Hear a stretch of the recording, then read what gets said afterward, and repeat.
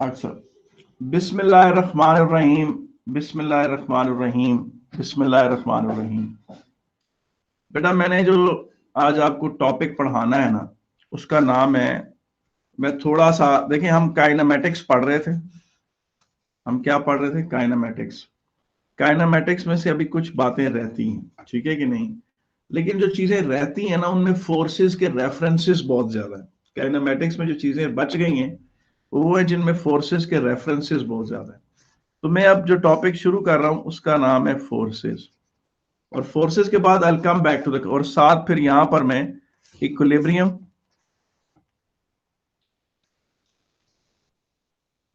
और फिर डायनामिक्स पढ़ा के इसको साथ लिंक कर दूंगा वापस। यानी जो काइनेमेटिक्स में बातें रह गई हैं ना, तो जो आज हमारा टॉपिक है, लेक्चर है, उसका नाम है फोर्सेस। टॉपिक का नाम क्या है जी? फोर्सेस। ठीक है। अब मुझे एक बात बताएं यार, आप सबसे फेमस फोर्स किस से वाकिफ हैं? जो वेट, सबसे फेमस फोर्स आपने ग्रेविटी। Sir gravity. जी,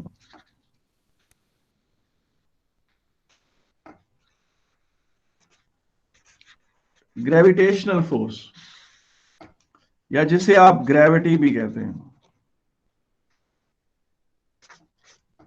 जिसे आप क्या कहते हैं? ग्रेविटी भी कहते हैं। ठीक है कि नहीं है? तो ये ग्रेविटी है बेटा, तो ग्रेविटेशनल फोर्स। अच्छा, ग्रेविटेशनल फोर्स होता क्या है? What is gravitational force? जी, ग्रेविटेशनल फोर्स होता क्या है बेटा? Anything which has mass attracts every other thing which has mass. बल्कि मास, हाँ, मास बेस्ड है ये। Every body in this universe attracts every other body. Every body in this universe attracts every other body. तो ये जो फोर्स है, जो universal सा फोर्स है, जो हर जगह मौजूद है, जो इलेक्ट्रिक फोर्स भी नहीं है, जो ग्रेविटेशनल फोर्स भी नहीं है, उसको कहते हैं ग्रेविटेशनल फोर्स। ठीक है कि नहीं बेटा? और ग्रेविटेशनल फोर्स मास बेस्ड होता है। दो मोटे बंदों के दरमियान ग्रेविटेशनल फोर्स ज्यादा होगा, दो पतले बंदों के दरमियान ग्रेविटेशनल फोर्स कम होगा। तो हम we are not going to discuss more, will not spend much time on gravity. ठीक है कि नहीं? हम इसे सिर्फ कोट करके आगे चलेंगे। क्या आप और पेपर को जरा राइट की तरफ कर सकते हैं? जी, पेपर को जरा राइट की तरफ कर, अब सही अभी नजर ठीक आ रहा है। है। Thank you sir. जी सर। अच्छा, तो gravitational force anything which has mass attracts every other thing which has mass. ठीक है कि नहीं? इसे ग्रेविटेशनल फोर्स कहते हैं। और ग्रेविटेशनल फोर्स की जो सबसे फेमस एग्जांपल है वो वेट। वेट क्या है? Weight is the force. Sir आपने ब्रैकेट्स में एक ही लिखा है। ए मतलब इसकी टाइप, बेटा इस वन की type. Okay sir. Gravitational force की टाइप है weight is the force with which planets planet earth attracts us.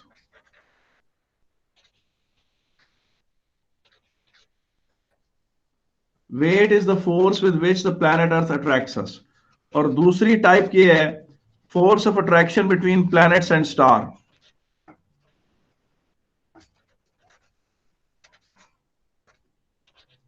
Planets and stars, ये बेटा ये भी ग्रेविटेशनल फोर्स। मगर हम इसमें से, ग्रेविटी में से, सिर्फ इसको वेट को थोड़ा डिस्कस करते हैं। सर ये अच्छा, सिर्फ बड़े मैसेज, सही से बहुत बड़े मैसेज पर अप्लाई होता है, जैसे प्लेनेट। प्लैनेट्स पे नहीं, वैसे तो ये छोटी छोटी चीजों पर भी अप्लाई होता है।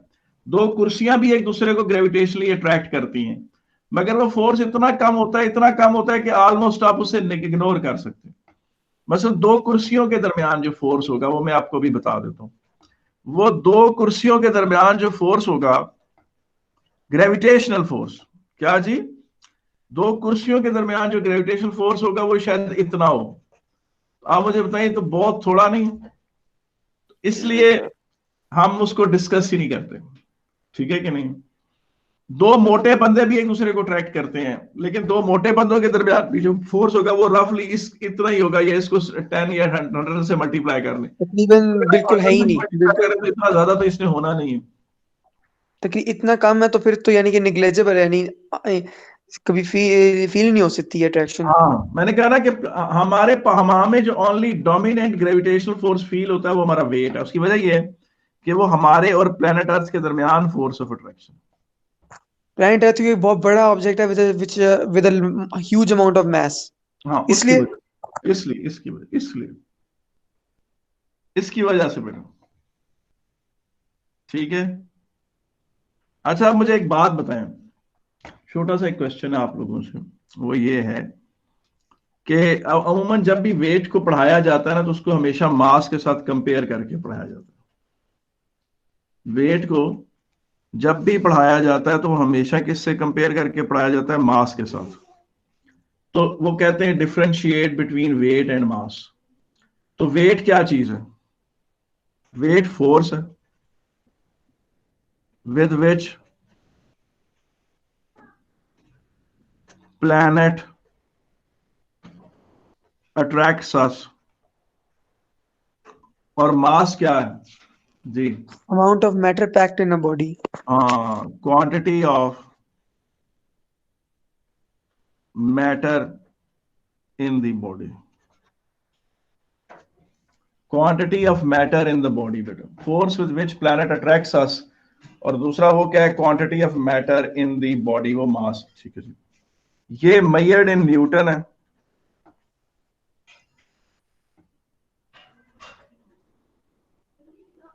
ये मेजर्ड इन केजी है।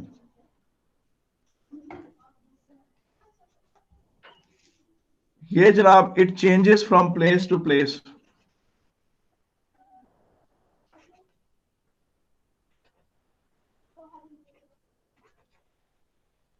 where remains constant।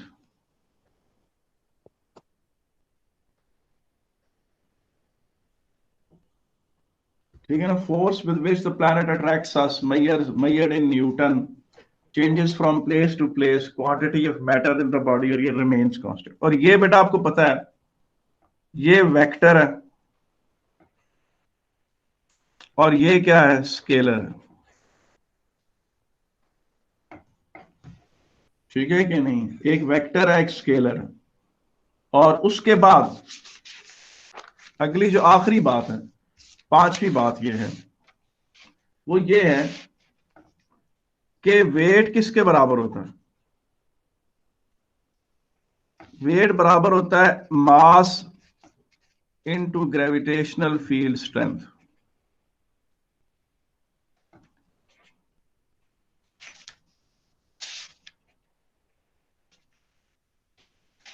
Mass into gravitational field strength, ये है जी वेट।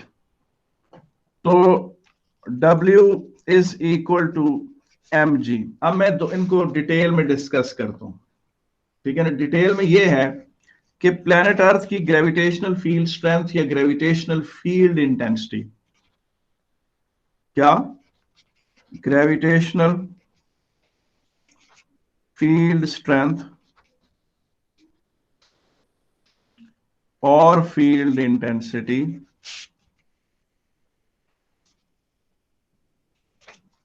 जो है, it is measured in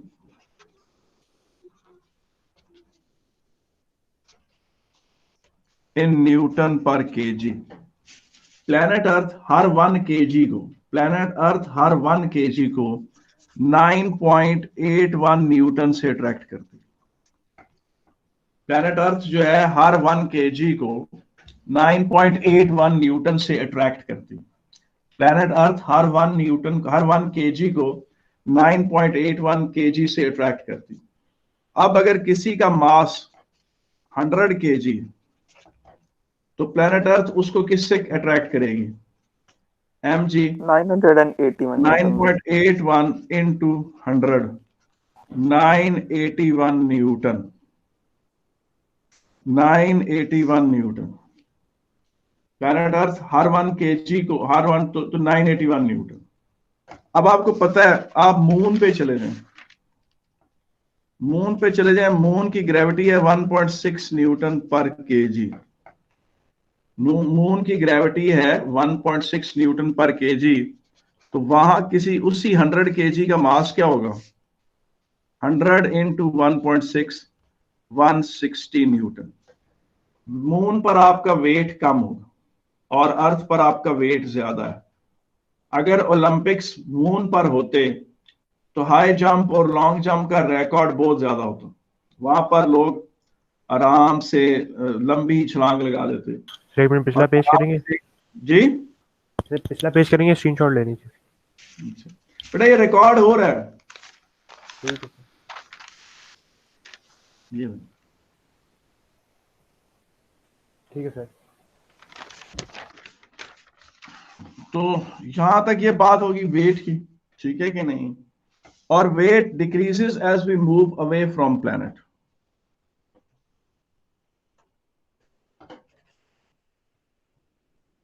wait decreases as we move away from planet. Weight decreases as we move away from planet. Weight कम होता है जब हम प्लैनेट से दूर जाते हैं, ठीक है कि नहीं है? मिसाल के तौर पे ये प्लैनेट अर्थ है, यहां पर किसी का वेट अगर इस वेक्टर से रिप्रेजेंट किया जा रहा है तो दूर जाएंगे तो उसका वेट कम हो जाएगा, और दूर जाएंगे तो उसका वेट और कम हो जाएगा। और वेट हमेशा प्लैनेट के सेंटर की तरफ डायरेक्टेड होता है। अगर यहां पर कोई बॉडी है तो उसका वेट इस तरफ को होगा, सेंटर की तरफ। इधर है तो उसका वेट कम हो जाएगा, इधर है तो उसका वेट और कम हो जाएगा। और इधर अगर वो बॉडी है तो उसे प्लैनेट अर्थ अपने सेंटर की तरफ खींच रहा है, उसका वेट का वेक्टर इधर है, इधर उसका वेट का वेक्टर इधर है, इस तरह से। और यहां पर उसका वेट ऐसे है, और यहां पर उसका वेट यूं, या यूं, इस तरह से।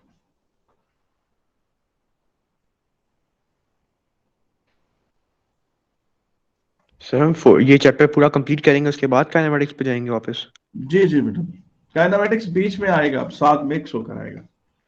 आपको पता है कैम्ब्रिज तो सारा इस तरह नहीं छोड़ता, कैम्ब्रिज तो मिक्स क्वेश्चन देता है, कभी भी किसी एक टॉपिक पे इंडिपेंडेंटली क्वेश्चन तो नहीं देता। अब body falling with air resistance में वो फोर्सेस का रेफरेंस दे देता है, वो फोर्सेस फिर मुश्किल हो जाता है, इसलिए मैंने फिर फोर्सेस को साथ शामिल करना होता है हमने। ठीक है भाई, कोई मसला तो नहीं है? No sir. Weight decreases as we move away from planet, तो ये इस तरह से हो गया। अच्छा जी, हम आगे बात करते हैं, और हमारी अगली बात ये है कि ये जो ग्रेविटी ये थी आपने पढ़ी, ग्रेविटेशनल फील्ड इंटेंसिटी जो प्लैनेट अर्थ की ये पढ़ी, आपने इससे पहले ग्रेविटेशनल फील्ड इंटेंसिटी या एक्सेलरेशन ड्यू टू ग्रेविटी भी पढ़ी हुई है। वो ये जो बॉडीज प्लैनेट अर्थ की तरफ गिरती हैं वो एक्सेलरेट करती हैं एट दिस रेट। यानी प्लैनेट अर्थ की तरफ कोई चीज नीचे, अगर फर्ज करें ये प्लैनेट अर्थ की सरफेस और ऊपर से कोई चीज नीचे गिर रही है, तो एक सेकंड के बाद उसकी स्पीड हो जाएगी 9.81, एक और सेकंड के बाद उसकी स्पीड हो जाएगी 9.81 प्लस 9.81, इस तरह स्पीड बढ़ती चली जाएगी। तो ये जनाब एक्सेलरेशन ड्यू टू ग्रेविटी और gravitational field intensity numerically same होती है। क्या होती हैं? Numerically same. भला क्यों? ये देखें, ये अगर फर्ज करें प्लैनेट अर्थ की ग्रेविटेशनल फील्ड, और सिंबल भी इनका सेम होता है, प्लैनेट अर्थ की ग्रेविटेशनल फील्ड इंटेंसिटी अगर ये है, इसका मतलब है कि हर 1 केजी को प्लैनेट अर्थ 9.81 से खींचता है, तो 1 केजी को जब 9.81 न्यूटन से खींचेगा तो उसकी एक्सेलरेशन भी 9.81 मीटर पर सेकंड स्क्वायर आएगी। इसलिए एक्सेलरेशन ड्यू टू ग्रेविटी, फिर इसके लिए भी फिर सिंबल जी ही इस्तेमाल किया जाता है।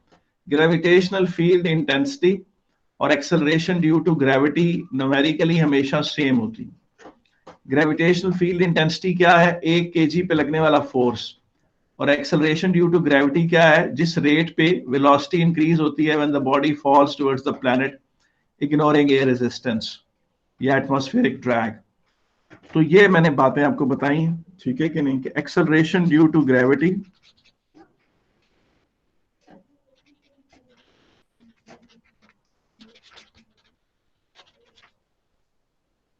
and acceleration due to gravity and gravitational field intensity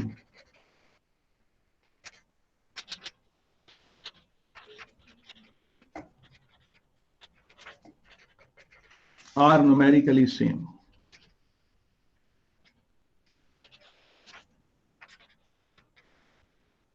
ये न्यूमेरिकली बिल्कुल सेम होती है, ठीक है।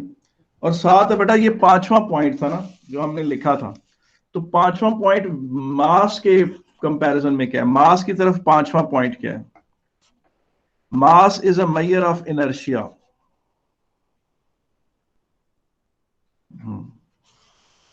Mass is measure of inertia, इसका क्या मतलब जी? Mass is measure of inertia जी। यार ये मुझे बताएं कि इनर्शिया क्या होता है, what is inertia? Resistance of a body to move away from a position. Motion of body carried forward. जिस तरह आपको पता ना कि भैंस उठकर एकदम भाग नहीं सकती, बकरी फौरन उठ के भाग जाती। इस तरह से आप देखें कि एक मोटा बंदा सोफे पे बैठा हुआ है, आप उससे मिलने के लिए, आप गले मिलने के लिए हाथ आगे बढ़ाते हैं तो मोटे बंदे को उठकर आपसे गले मिलने में मुश्किल पेश आती, उसे जोर लगाना पड़ता। इसी तरह से जो भैंस भाग रही हो तो उसके लिए डायरेक्शन चेंज करना मुश्किल होता है, बकरी के लिए आसान होता है। या जिस तरह खरगोश, आपने देखा खरगोश भागते भागते, खरगोश के भागने की वीडियो आपने बड़ी दफा देखी होगी, वो तेजी से डायरेक्शन चेंज कर लेता है, लेकिन उसके पीछे जो कुत्ते भाग रहे होते हैं वो इतनी जल्दी डायरेक्शन चेंज नहीं कर सकते, क्यों? क्योंकि उनका मास ज्यादा होता है। तो इसका मतलब ये है बेटा, इनर्शिया की डेफिनेशन ये क्या है, inertia is the inability of to resist matter motion. to change inertia is the inability of matter to change its state of rest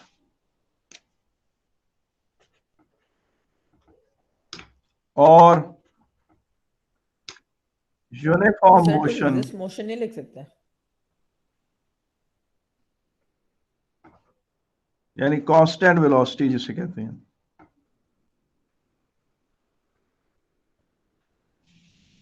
without the application of force, without the application of force.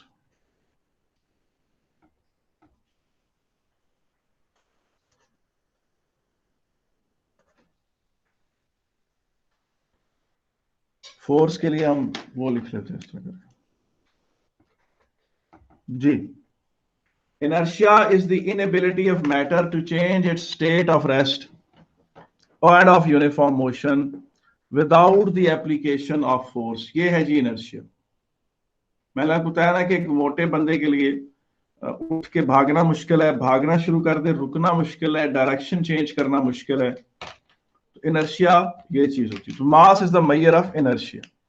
तो जो आपने wait और मास का हमने ये comparison पढ़ना था, और आपको पता है किसी और प्लेनेट पर अगर आप चले जाएं तो मास आपका वही रहता है जो था, किसी और प्लेनेट पे चले जाएं तो मास आपका वही रहता है जो था, मगर आपका जो वेट है वो वहां चेंज हो जाता है उस प्लेनेट की ग्रेविटेशनल फील्ड इंटेंसिटी के मुताबिक।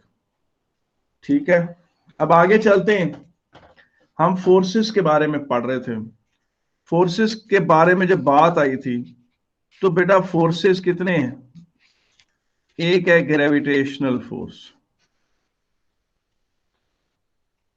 एक क्या है? Gravitational force. बेटा दूसरा फोर्स है electromagnetic force.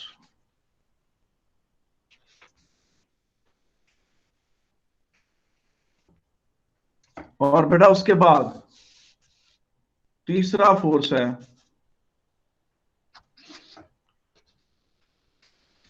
Nuclear strong force. Sir कौन से तीन फोर्सेस हैं? ये ग्रेविटेशनल फोर्स, इलेक्ट्रोमैग्नेटिक फोर्स और न्यूक्लियर स्ट्रॉन्ग फोर्स। और जो चौथा फोर्स है बेटा वो है न्यूक्लियर वीक फोर्स।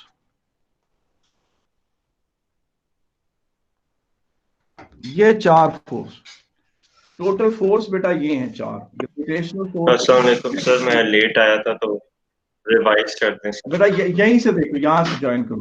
सर हाँ बेटा यहीं से ज्वाइन करो तुम, ये देखो सर वो पीछे क्या? बेटा, आप इसको बस यहां से कैच कर लेना, हो जाएगा। पिछला सारा रिकॉर्डेड है।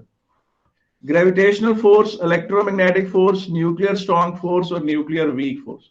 बेटा मेन फोर्सेस की ये 4 टाइप्स, मेन फोर्सेस की बेटा क्या है, ये 4 टाइप्स।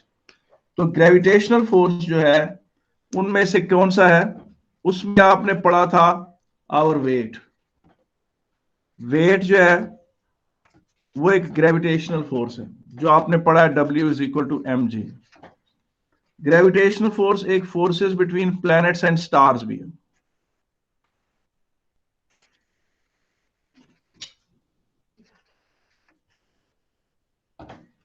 उसके बाद आया था इलेक्ट्रोमैग्नेटिक फोर्स। इलेक्ट्रोमैग्नेटिक फोर्स में बेटा आता है contact force, normal contact force,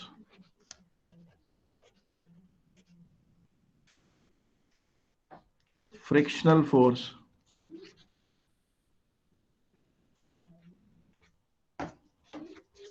tension. इसी में बेटा आता है पुश, पुल, लिफ्ट फोर्स। इसी में आता है थ्रस्ट फोर्स, इसी में आता है अपथ्रस्ट फोर्स।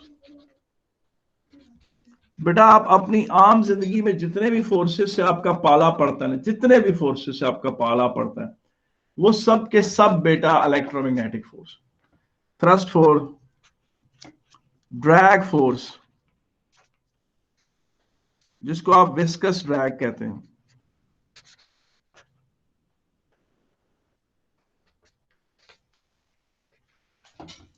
ये सारे इलेक्ट्रोमैग्नेटिक। ठीक है कि नहीं? ये मैं ज्यादा जो टाइम लगाऊंगा ना वो इलेक्ट्रोमैग्नेटिक फोर्सेस के ऊपर लगाऊंगा। ज्यादा टाइम जो मैं लगाऊंगा वो किसके ऊपर लगाऊंगा, इलेक्ट्रोमैग्नेटिक फोर्सेस के ऊपर लगाऊंगा। और बेटा जो न्यूक्लियर स्ट्रॉन्ग फोर्स है वो क्या है? एक छोटा सा सवाल है मेरा आपसे, मैं अभी सर ये इनके बारे में बात करूंगा। मैं न्यूक्लियर स्ट्रॉन्ग फोर्स, या चले मैं बस डायरेक्ट इनके बारे में बात करता हूँ, ये दो मैं अभी डिस्कस नहीं करता। मैं ये इनके बारे में बात कर रहा हूँ और इलेक्ट्रोमैग्नेटिक फोर्स के बारे में।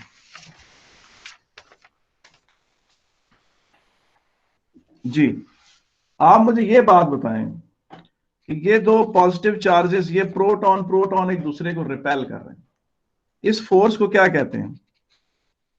Electric force. Protons repelling each other.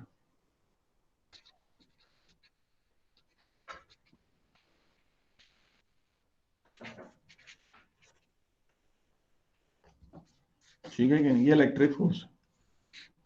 ये देखें, ये नॉर्थ पोल है, ये भी एक नॉर्थ पोल। ये दो मैग्नेट्स एक दूसरे को रिपेल कर रहे हैं, इसे क्या कहते हैं? Magnetic force. इसे क्या बोलते हैं? Magnetic force. दो प्रोटॉन एक दूसरे, दो नॉर्थ पोल एक दूसरे को रिपेल कर रहे हैं, इसको कहते हैं मैग्नेटिक फोर्स। तो होता क्या है, ये बात 1890 में प्रूव हो गई थी कि electric force and magnetic force are the two faces of same coin। ये असल में एक ही फोर्स, ये असल में एक ही सर हमने फोर्स है। तो इसका कंबाइंड नाम क्या बन गया जी बेटा इसका? सर वो इलेक्ट्रोमैग्नेटिक, सर वो पीछे करते हैं, मुझे फोर्सेस वगैरह देखनी है, मैं थोड़ा लेट आया। जी जी दोबारा बोले, क्या कह रहे हैं आप बेटा? सर वो इलेक्ट्रोमैग्नेटिक सर फोर्स कह हो रहे हैं जाएगी कितना ये, पेज कर और लेंगे, फिर स्क्रीनशॉट लेंगे। जी बेटा इनका कंबाइंड नाम इलेक्ट्रोमैग्नेटिक फोर्स है।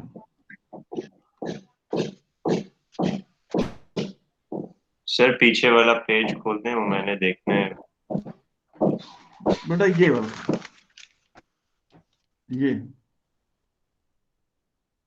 ये मैंने कहा।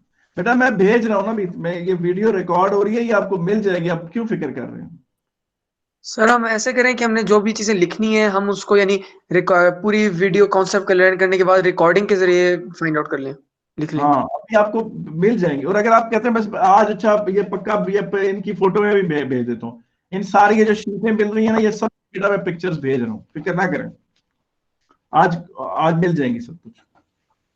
और बेटा रात 8 बजे वाली क्लास अब सरकारी क्लास है, ठीक है, स्कूल तो बंद है, तो रात 8 बजे वाली क्लास भी होगी और वो रिकॉर्ड होगी और वो इसके साथ यानी इसकी वो सेकंड क्लास, इस तरह से अब हफ्ते में 8 क्लासें होंगी टोटल, ठीक है। हेलो यस अच्छा बेटा मेरी बात सुनो यार, इनका और सर उसमें आना सबके लिए जरूरी है? क्या कह रहे हैं? सबके लिए जरूरी है उसमें आना? जी बेटा आप अगर या उसकी रिकॉर्डिंग देख लें, अगर आ नहीं सकते तो रिकॉर्डिंग देख लें बेटा, ठीक है। सर, जब दोनों फोर्सेस Okay, एक्ट कर रही sir. हो तब इलेक्ट्रोमैग्नेटिक नाम आएगा इनका। जी जी बेटा, अब ये फोर्स भी इलेक्ट्रोमैग्नेटिक है, ये फोर्स भी इलेक्ट्रोमैग्नेटिक है, क्योंकि इलेक्ट्रिक फोर्स इलेक्ट्रोमैग्नेटिक फोर्स का ही एक सब टाइप है, और मैग्नेटिक फोर्स भी इलेक्ट्रोमैग्नेटिक फोर्स का एक सब टाइप है। तो ये भी इलेक्ट्रोमैग्नेटिक है, ये भी इलेक्ट्रोमैग्नेटिक है,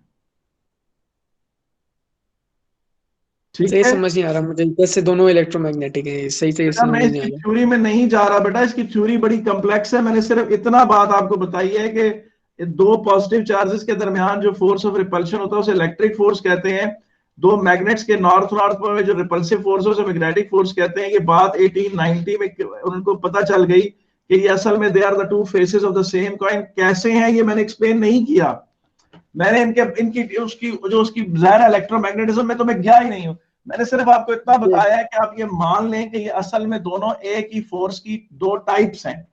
ये बुनियादी तौर पर फोर्स एक कैसे एक है ये मैंने एक्सप्लेन नहीं किया, वो आगे कैसे जाके एक है ये मैंने एक्सप्लेन नहीं किया, और अभी हमारे कोर्स में भी नहीं है कि हम ये समझें कि इलेक्ट्रिक फोर्स और मैग्नेटिक फोर्स असल में दोनों कैसे एक हैं, मगर इन दोनों का कंबाइंड नाम इलेक्ट्रोमैग्नेटिक फोर्स है।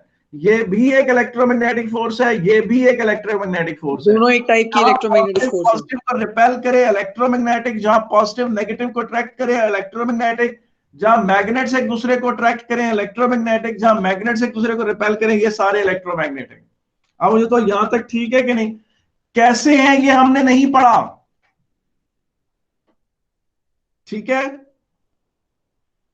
मेरे बेटों, मैंने ये बताया कि यस सर, ठीक है। आपने सिर्फ ये समझ हम लिया। आगे चलते हैं। ओके सर, समझ गए। अगला नेक्स्ट। अगला पॉइंट ये है, सबसे बेसिक पॉइंट ये है कि मुझे एक बात बताओ कि फर्श के ऊपर मैंने एक ब्लॉक रख दिया, फर्श के ऊपर मैंने एक ब्लॉक रख दिया, यार ये ब्लॉक फर्श में डूबता क्यों नहीं है? यार देखो ना, जिस तरह पानी की सरफेस होती है उस पे मैं एक Solid है। स्टील का ब्लॉक रख दूं तो वो स्टील का ब्लॉक उसके अंदर डूब जाता है पानी में, फर्श में चीजें डूबती क्यों नहीं है? मैं जब क्लास में आपको खड़े होकर पढ़ा रहा होता हूं तो मैं फर्श में डूबता क्यों नहीं हूं? जी बताएं मुझे। Hard material. सर सॉलिड है, दोनों सॉलिड है। बेटा उसकी वजह यह है कि देखिए फोर्सेस कैंसिल ये मेरा वेट नीचे सर की तरफ नॉर्मल है रिएक्शन mg, फोर्स। बेटा मेरा वेट नीचे की तरफ है mg, बेटा ऊपर की तरफ एक Reaction। फोर्स लगता है जिसको कहते हैं normal contact force. Hello sir. जी मैं सुन रहा हूं बेटा। सर ये आज की क्लास रिकॉर्डेड अपलोड कर दिएगा, आज ही मैं ले लूंगी क्योंकि अब मैंने रिकॉर्ड हो रही है, इस चीज को अब आप बिल्कुल परेशान ना हो। देखिए अब रिकॉर्डिंग में ये लफ्ज बार बार आया है कि जी रिकॉर्ड हो रही है, ये फिक्रा रिकॉर्डिंग की इस क्लास में कुछ 15 दफा आ चुका है कि ये क्लास रिकॉर्ड हो रही है। अब आप रेस्ट अश्योर्ड के दिसंबर तक जो कुछ, बल्कि इंशाल्लाह अल्लाह पाक चाहेगा भूले से मिस हो सकता है लेकिन सारी रिकॉर्डेड हो, आपको चीजें मिल जाएंगी, रात की क्लास भी रिकॉर्डेड होगी। ठीक अब है देखिए सर, आज नॉर्मल कांटेक्ट फोर्स यहां से आप ज्वाइन कर सकते हैं, यहां से आपको समझ आ जाएगी नॉर्मल कांटेक्ट फोर्स क्या होता है। मैंने कहा कि जनाब एक ब्लॉक को पानी की सरफेस पे रखें तो वो डूब जाती है, मगर उसी ब्लॉक को फर्श पे रखें तो वो नहीं डूबता। क्यों? क्योंकि उसको वेट तो नीचे प्लेनेट अर्थ अपनी तरफ खींच रही है, लेकिन ये वाली जो सरफेस है फर्श की सरफेस उसे ऊपर फोर्स लगाती है, और ये फोर्स नॉर्मल कांटेक्ट फोर्स कहलाता है। और under normal circumstances normal contact force mg के बराबर होता है। बेटा नॉर्मल कांटेक्ट फोर्स को या r से रिप्रेजेंट करते हैं या n से रिप्रेजेंट करते हैं। बाज बुक्स में आप इसको आर से रिप्रेजेंट होता हुआ देखेंगे, बाज में इसको आप एन से रिप्रेजेंट होता हुआ देखेंगे। ठीक है कि नहीं? यानी बाज जगहों पर टीचरों ने आर लगाया होगा, बाज में एन लगाया होगा, बहुत रेयर सर कहीं। अगर ये बात है, सर मैं एक सवाल जी पूछ सकता हूँ? अगर जी ये बात है तो ये क्यों होता है कि जब हम एक बहुत ही हैवी तरह की, अगर समझे एक बहुत हैवी तरह की स्टील बॉल है, उसको ग्राउंड पे गिराएं तो ग्राउंड में क्रैक आता है या ग्राउंड टूट जाता है, ये क्यों होता है फिर? नॉर्मल उसकी वजह रिएक्शन ये उस वक्त होती है नहीं कि होनी चाहिए। स्टील बॉल जाकर ग्राउंड पर इतने जोर का फोर्स एक्सर्ट करती है कि जो उसके बॉन्ड्स को एनर्जी ब्रेक ट्रांसफर कर होती देती है। है, जी क्या एनर्जी कह रहे ट्रांसफर हैं? होती है ना सर, एनर्जी ट्रांसफर होती है ना, लॉस जो आता है। जी हाँ बिल्कुल। और बेटा उसका जो फोर्स लगता है जाकर फर्श पे, वो इतना स्ट्रांग होता है कि जो उसके बॉन्ड्स ब्रेक कर देता है। नहीं, नॉर्मल रिएक्शन की फोर्स नहीं स्ट्रांग होती ही नहीं है, यानी एक लिमिट है कि कितना एक फर्श जो है नॉर्मल रिएक्शन दे सकता है। जी हाँ बिल्कुल। नॉर्मल लेकिन आप देखिए हर अगर फर्श करें, आप कोई बहुत ही हैवी चीज लाकर फर्श पे रख दें तो फर्श के अंदर कुछ क्रैक्स आ सकते हैं, कोई बहुत ही हैवी चीज किसी किस्म की आ जाए तो क्वाइट पॉसिबल। लेकिन वो हम नॉर्मली इतनी हम इससे ज्यादा इतनी कोई चीज लगाते ही नहीं। अच्छा, आप जरा मुझे थोड़ी एक बात समझा लेने देना यार, इधर देखिए गौर से सुनिए यार। नॉर्मल कांटेक्ट फोर्स को मैंने इलेक्ट्रोमैग्नेटिक में क्यों शुमार किया? नॉर्मल कांटेक्ट फोर्स को मैंने इलेक्ट्रोमैग्नेटिक में क्यों शुमार किया? पूछें क्यों?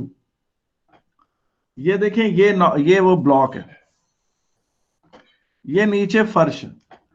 अगर आप इन्हें जूम करें तो ये फर्श के एटम्स हैं, सर ये आप ये फर्श कहेंगे के कि एटम्स रिपेल करते हैं दूसरे को? टच नहीं हो और रही ये सही से। इसकी सरफेस के दोनों एटम्स। पॉजिटिवली चार्ज हैं और वो एक दूसरे को रिपेल कर रहे हैं।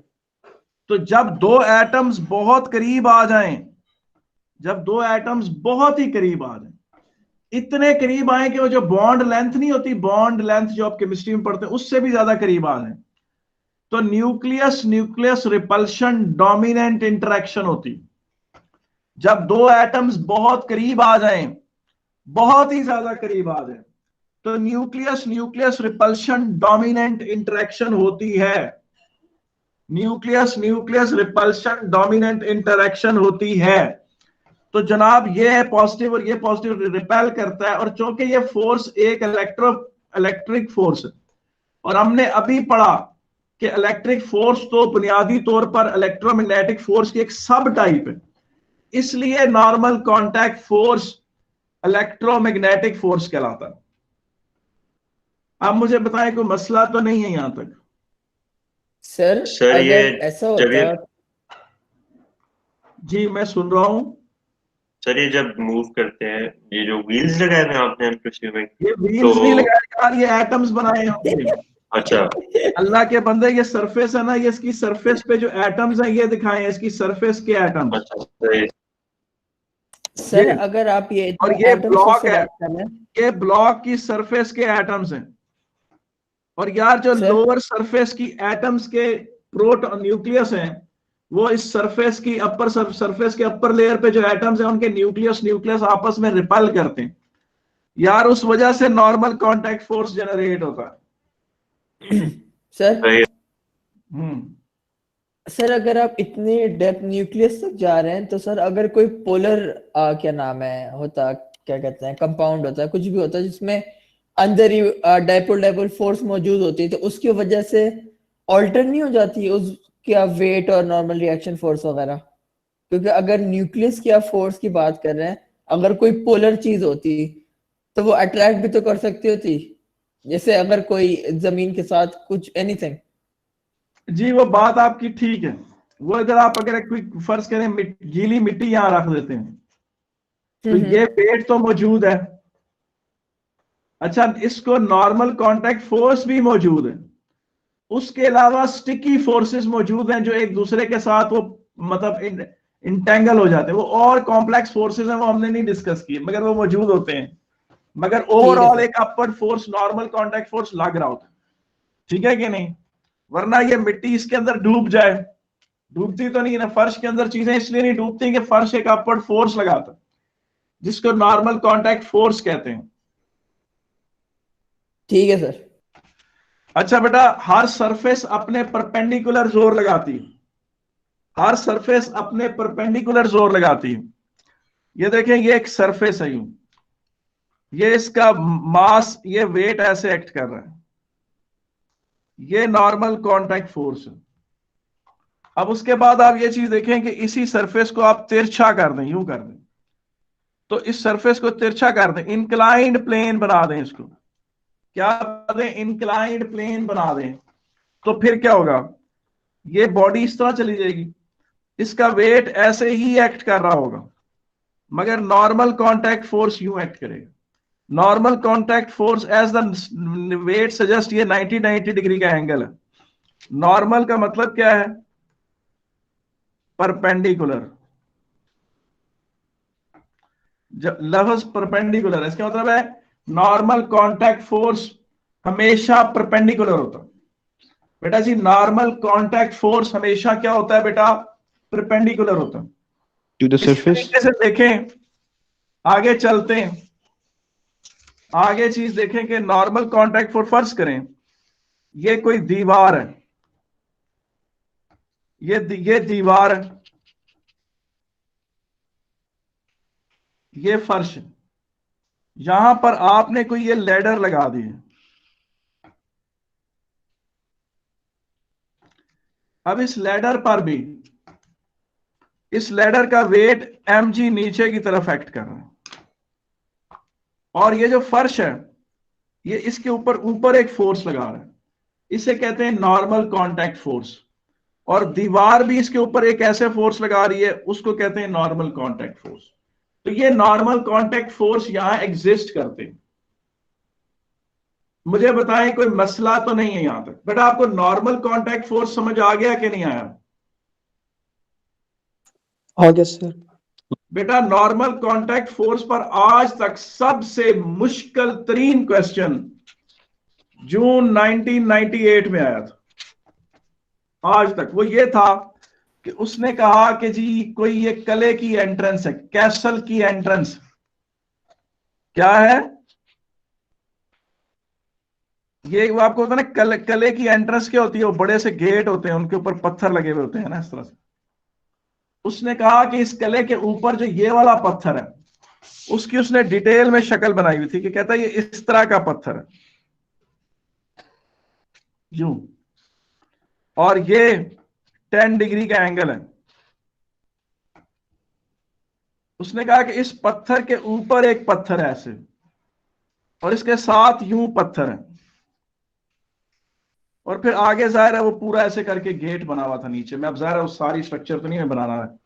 उसने कहा इस पत्थर पे लगने वाले फोर्सेस बताएं, इस पत्थर पे लगने वाले फोर्सेस बताएं। तो बच्चों ने कहना था कि इस पत्थर का एक अपना वजन है, वो खुद भी बड़ा भारी था, 560 किलो का तो वो पत्थर था, 5600 न्यूटन उसका वेट बन गया, 560 किलो का वो पत्थर था। ऊपर भी काफी भारी पत्थर पड़ा हुआ था, उसके तकरीबन 40 किलो का तो वो पत्थर पड़ा हुआ था, 400 न्यूटन का वो हो गया कि जनाब ये ऊपर वाला पत्थर भी इसे प्रेस कर रहा है। ये वाला पत्थर इसके ऊपर अपने परपेंडिकुलर एक फोर्स लगा रहा है, यूं यूं। और बच्चों को ये खुद जज करना था कि ये वाला एंगल 10 डिग्री का होगा। इसकी वजह यह है कि देखिए स्ट्रक्चर इस तरह का था, पत्थर की शेप ऐसी थी, ये एंगल पेपर में दिया हुआ था कि 10 डिग्री है, ये एंगल दिया हुआ था पत्थर 10 डिग्री, और जाहिर है ये वाला पत्थर इस तरह से, ये वाला पत्थर जो इसके ऊपर फोर्स लगाएगा वो नॉर्मल कांटेक्ट फोर्स होगा, यूं ऐसे करके। और जाहिर है अगर ये एंगल 10 डिग्री है तो फिर बाय ज्योमेट्री आपको पता है कि ये एंगल भी 10 डिग्री है। और फिर इस वाले पत्थर ने भी इसके ऊपर फोर्स लगाना था, वो भी इसके ऊपर नॉर्मल कांटेक्ट फोर्स लगा रहा था at an angle of 10 degree. Sir जी जो नीचे गेट है, वो भी इस पत्थर के ऊपर नॉर्मल कांटेक्ट फोर्स नहीं लगाएगा? गेट नहीं था, अंदर दरवाजा था, खाली थी ये जगह, यानी एंट्री आपको ना कले की दीवारों के तो वो तो उसमें कोई उसने वो अंदर कोई स्ट्रक्चर नहीं, उसने कहा था ये इस तरह का है, बस इसमें से आप एंटर हो सकते हैं। आर्च बनाई हुई थी ऐसे करके। सर 90 डिग्री के परपेंडिकुलर 10 डिग्री कैसे आया, मुझे समझ नहीं आया वो। यार देखो ना, ये एक सरफेस है, ये देखो ये एक चीज है, ये एक सरफेस है, ये अपने परपेंडिकुलर एक फोर्स लगा रही है। जब ये 10 डिग्री शिफ्ट होगी तो वो भी 10 डिग्री शिफ्ट हो जाएगी। ये देखो यूं कर लो, तो सर 10 डिग्री शिफ्ट हो रहा है या उसका एंगल है ही 10 डिग्री ये टोटल? 10 डिग्री था ना, ये देखो, ये इस तरह से था। उसने कहा वो पत्थर तिरछा है, यानी ऐसे बना हुआ है, तो उसका नॉर्मल कांटेक्ट फोर्स भी उसके साथ जाएगा 90 डिग्री का, तो 10 डिग्री ही होगा। उसने कहा जो Yes. ऊपर ये मेन स्टोन है, उसको उसने की स्टोन का नाम दिया था। वो देखिए वो इस तरह से था,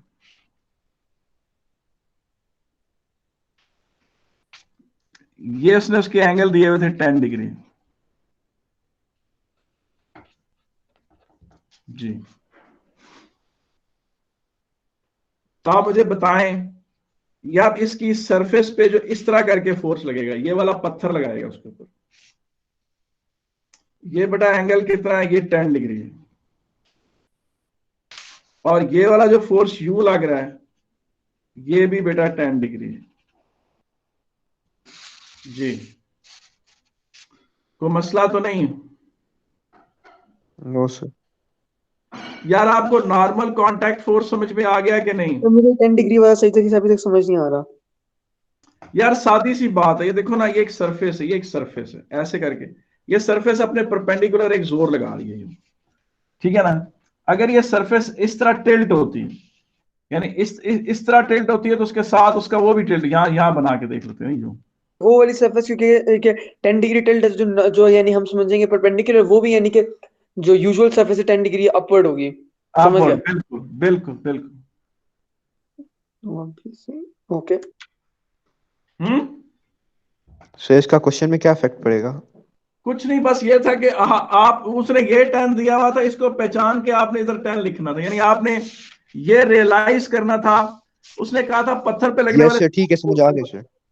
आपको एक तो ये लिखना था कि इसका अपना वेट 5600 न्यूटन है, ऊपर वाला पत्थर इसके ऊपर 600 न्यूटन लगा रहा है कि पता नहीं 400 न्यूटन लगा रहा है, और प्लस आपने कहना था यहां से एक आर लग रहा है जो एन एंगल ऑफ 10 डिग्री है, और यहां से भी एक आर लग रहा है जो एन एंगल ऑफ 10 डिग्री है। ये आपने, ये चीज आपने पहचाननी थी, ये उसने नहीं दी हुई थी।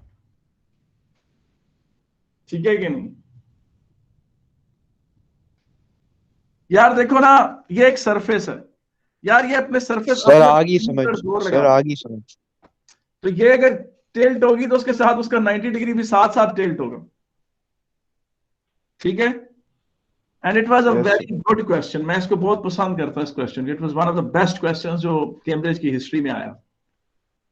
ठीक है कि नहीं? और इसीलिए मुझे आज तक याद है। आगे चलते हैं जी, बल्कि यहां पर हम क्लास खत्म करते हैं। इसी क्लास को रात 8 बजे शुरू करेंगे, दोनों को रिकॉर्ड करेंगे। आपने दोनों को तरतीब से रख लिया। इस क्लास का नाम है फोर्सेस लेक्चर 1, और रात की क्लास का नाम होगा फोर्सेस लेक्चर 2। ठीक है? ओके सर, अल्लाह हाफिज। अल्लाह हाफिज सर। सर हाँ, अच्छा, और दूसरी बात यह है कि आप लोग सारे लेक्चर रिकॉर्डेड सुन के आप ये